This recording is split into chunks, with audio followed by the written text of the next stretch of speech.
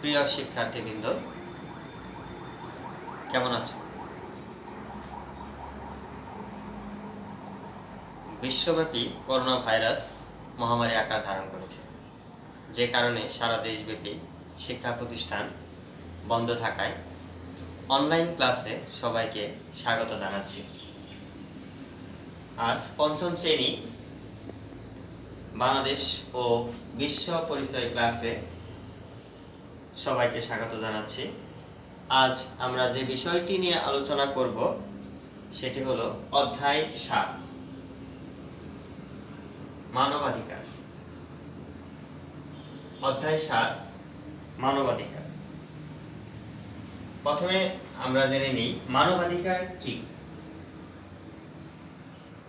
সাধারণত সকল সুযোগ সুবিধা পাওয়ার অধিকারকেই মানবাধিকার বলে। সকল সুযোগ সুবিধা পাওয়ার অধিকারকেই মানবাধিকার বলে। আবার বলি, মানুষের সকল সুযোগ সুবিধা পাওয়ার অধিকারকেই মানবাধিকার বলে। এই লক্ষ্যে জাতিসংঘ 1948 সালে 10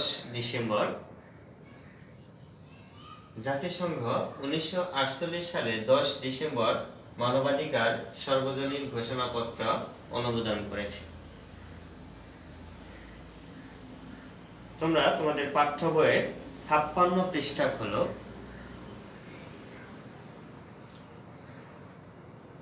সবাই 56 পৃষ্ঠায় আমরা কিছু মৌলিক মানবাধিকার দেখতে পাচ্ছি। ভালো করে পড়ব। মানুষ জন্মগতভাবে স্বাধীন। স্বাধীনভাবে চলাফেরা করার অধিকার সবার আছে। সমাজে সবার সমান মর্যাদার অধিকার। শিক্ষা গ্রহণের অধিকার। প্রত্যেকের নিরাপত্তা লাভের অধিকার। নির্যাতন ও অত্যাচার থেকে নিজেকে রক্ষা করার অধিকার। বিনা কারণে গ্রেপ্তার ও আটক না হওয়ার অধিকার। আইনের চোখে সমতা। সবার ন্যায্য মজুরি পাওয়ার অধিকার। ন্যায় বিচার পাওয়ার অধিকার। সম্পত্তি ভোগ ও সংরক্ষণের অধিকার। নিজ নিজ ধর্ম পালনের অধিকার। নিজের চিন্তা ও মত প্রকাশের অধিকার। নারী পুরুষ এর সমান অধিকার। আমরা কিছু মানুষের মৌলিক মানবাধিকার সম্পর্কে জানলাম। আমরা সবাই সবার মানবাধিকার রক্ষায় কাজ করব। এই বিষয়ে সকলকে সচেতন হতে হবে। কেউ কোনো যদি মানবাধিকার বিরোধী কাজ করে তবে প্রয়োজনে আমাদের প্রতিবাদ করতে হবে। যেমন শিশু শ্রম বেআইনি, 18 বছরের নিচে যারা, তারা সবাই শিশু। এই শিশু শ্রম যে কোনো দেশেই বেআইনি, বাংলাদেশেও। কেউ যদি শিশু শ্রম করে বা শিশু শ্রম করতে বাধ্য করে তবে সে আমাদেরকে সে বিষয়ে সচেতন হতে হবে এবং সবাইকে সচেতন করতে হবে। আমরা এই পাঠ থেকে প্রথমে পাঠটা ভালোভাবে পড়ব, ভাষায় পড়বে, এবং এই পাঠ থেকে আমরা একটা প্রশ্ন তৈরি করব, যেটা মানবাধিকার কি। প্রশ্নটা সবাই লিখে নেবে।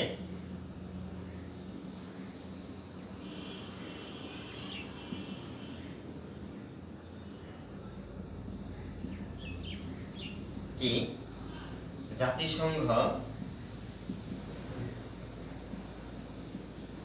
কবে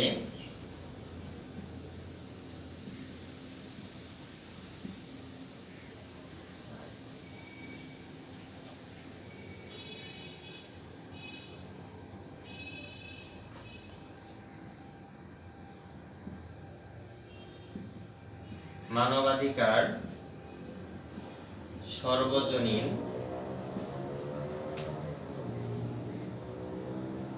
ঘোষণাপত্র অনুমোদন করেছে?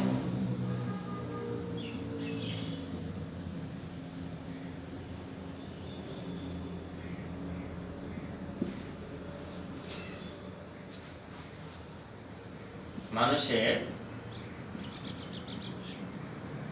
5টি মৌলিক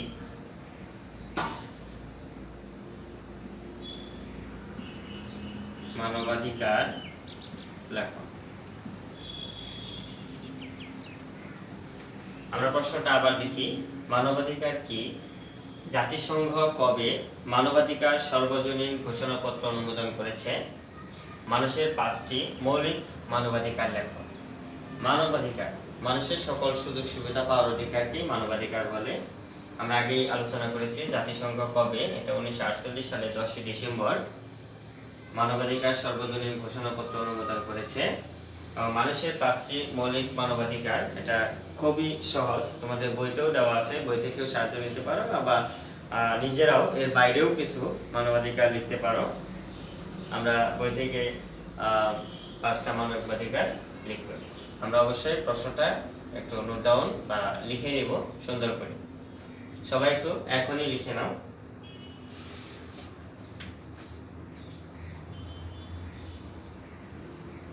এরপরে আমরা যাব পার্ট 2,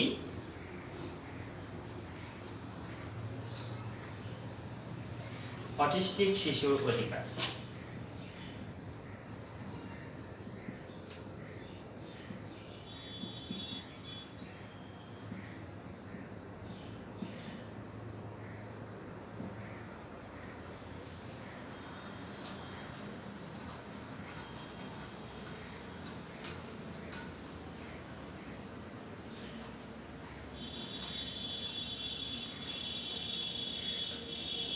অটিস্টিক শিশুর অধিকার। প্রত্যেকটা শিশুই একে অপরের থেকে আলাদা। অটিজম, তার আগে আমাদের জানতে হবে অটিজম কি।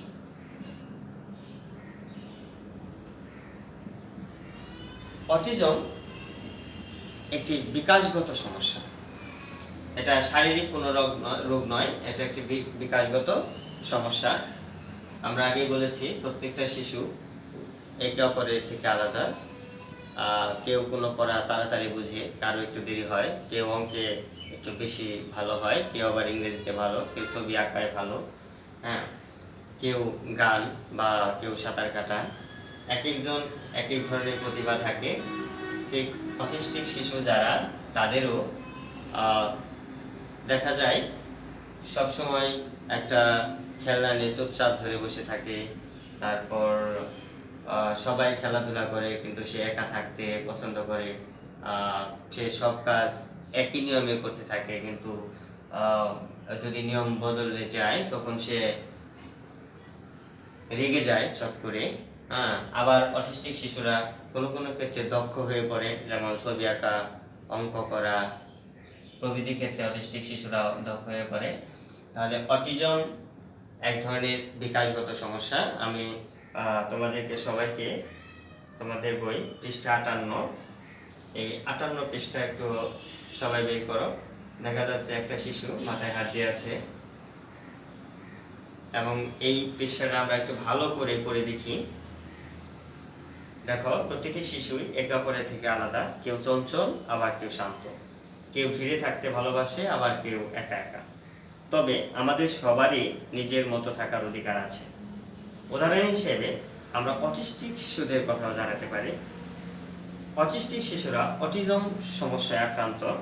অটিজম কোনো মানসিক রোগ নয়, মস্তিষ্কের একটি বিকাশগত সমস্যা। আমরা আগে বলছি অটিজম কি। অটিজম কোনো মানসিক রোগ নয়, এটি একটি মস্তিষ্কের বিকাশগত সমস্যা। এ ধরনের শিশুদের দলে কাজ করতে অসুবিধা হয়, অন্যের সংস্পর্শেও তারা আটকে ওঠে, তাদের ভাষার ব্যবহারও ভিন্ন, তারা একই কাজ একটানা করতে থাকে। তাদের বিশেষ যত্ন নিলে তারাও সমানভাবে বিকশিত হওয়ার সুযোগ পাবে। তাহলে আমরা দেখলাম অটিজম এটা মানসিক কোনো রোগ নয়, মস্তিষ্কের একটি বিকাশগত সমস্যা। তারা সবসময় একই কাজ একইভাবে করতে চায়, নিয়ম বদলে গেলে বা রুটিন বদলে গেলে তারা একটু খেপে যায় বা রেগে যায়। সবসময় এক কাজ একটানা একইভাবে করতে থাকে। তবে তাদের যদি যত্ন নেওয়া হয় তবে তারাও বিকশিত হতে পারে, তারাও সুস্থ স্বাভাবিক জীবনযাপন করতে পারে। আবার একটা কথা মনে করে দিই, যারা অটিস্টিক শিশু তাদের শারীরিক কোনো সমস্যা নেই, তাদের শারীরিক কোনো সমস্যা নেই। এখন আমরা অটিস্টিক শিশুর বৈশিষ্ট্য সম্পর্কে জানব। অটিস্টিক শিশুর বৈশিষ্ট্য।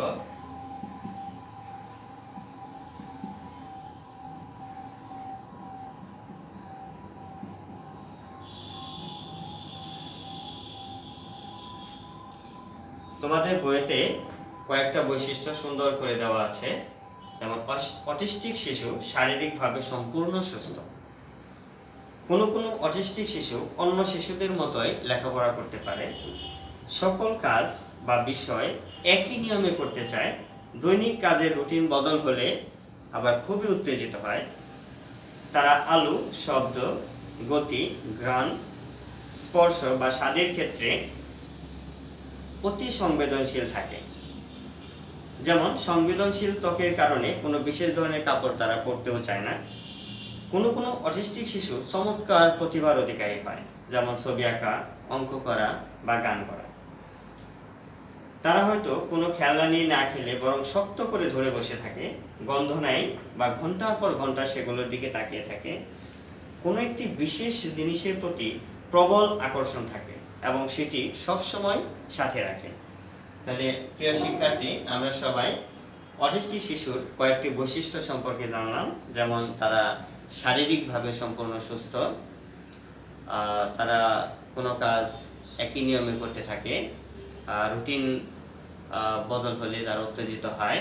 কোনো কোনো অটিস্টিক শিশু ছবি আঁকা, অঙ্ক করা বা গান করা এই সমস্ত ক্ষেত্রে খুব দক্ষ হতে পারে। তারা শব্দ, গতি, ঘ্রাণ বা স্বাদের ক্ষেত্রে অতি সংবেদনশীল হয়। কোনো কোনো অটিস্টিক শিশু কোনো খেলনা নিয়ে না খেলে তারা চুপচাপ বসে থাকে, ধরে বসে থাকে। অনেকেই খেলাধুলা করে, সে একা বসে থাকে।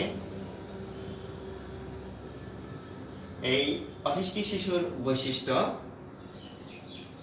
তবে অটিস্টিক শিশুরাও সবার সমান সুযোগ সুবিধা পাবে। তারা যদি কেউ ক্লাসে এরকম আমাদের কোনো অটিস্টিক শিশু থেকে থাকে, তবে তাদেরকে সামনে বসতে দেওয়া, তাদের সাথে ভালো ব্যবহার করা, তাদের সাথে কখনো কোনো খারাপ ব্যবহার না করা, তারা রেগে গেলেও তাদের সাথে কখনো খারাপ ব্যবহার করা যাবে না। যতটা সম্ভব অটিস্টিক শিশু তাদের সাথে ভালো ব্যবহার করতে হবে। আমরা এই চেষ্টাটাই করব। এখন আমরা একটা প্রশ্ন এখান থেকে তৈরি করব। অটিজম কি? অটিজম কি?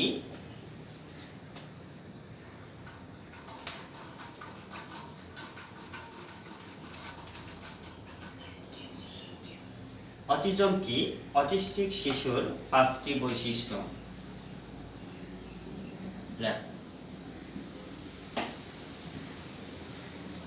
প্রশ্নটা সবাই লিখে নাও। অটিজম কি? অটিস্টিক শিশুর 5টি বৈশিষ্ট্য লেখো। প্রশ্নটা অতি সহজ।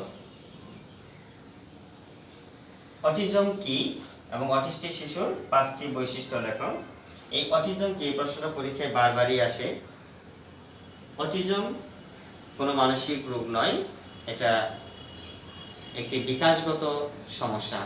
এটা একটা মস্তিষ্কের বিকাশগত সমস্যা, এটা সবাই খেয়াল রাখবে। অটিজম কোনো মানসিক রোগ নয়, এটা মস্তিষ্কের একটি বিকাশগত সমস্যা।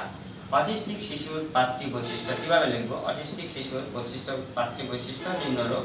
নিচে আমরা পয়েন্ট আকারে সুন্দর করে উত্তরগুলো লিখব। আমরা ভালোভাবে পড়ে তারপরে লিখব। আর পরীক্ষায় লেখার সময় আমরা হাতের লেখার উপরে যথেষ্ট গুরুত্ব দিব, কারণ হাতের লেখা সুন্দর, এটা সবাই পছন্দ করে। তোমরাও এই বন্ধ এর মধ্যে হাতের লেখা আরো বেশি বেশি প্র্যাকটিস করবে এবং ভালোভাবে করবে। প্রিয় শিক্ষার্থীবৃন্দ, আজকে আমরা অধ্যায় 7-এর মানবাধিকার, দুইটা মানবাধিকার, সকল মানুষের অধিকার পার্ট 1 এবং পার্ট 2 অটিস্টিক শিশুর অধিকার নিয়ে আলোচনা করলাম। অটিস্টিক শিশু তারাও সমাজে সকলের সাথে মিলেমিশে চলবে, তাদের সাথে সবাই ভালো ব্যবহার করতে হবে। তারা আমাদের সকলের বন্ধু, সকলের আপনজন হয়ে থাকবে, তাদের সাথে আমরা কখনোই খারাপ ব্যবহার করব না। তাদেরও ভালোভাবে বেঁচে থাকার অধিকার আছে, তাদের শিক্ষার অধিকার আছে, তাদের খেলাধুলা করার অধিকার আছে, তাদের স্বাধীনভাবে চলাফেরা করার অধিকার আছে। প্রিয় শিক্ষার্থীবৃন্দ, এই সামনেই তোমাদের পিএইচডি পরীক্ষা। পরীক্ষার প্রস্তুতি খুব ভালোভাবে নিতে হবে।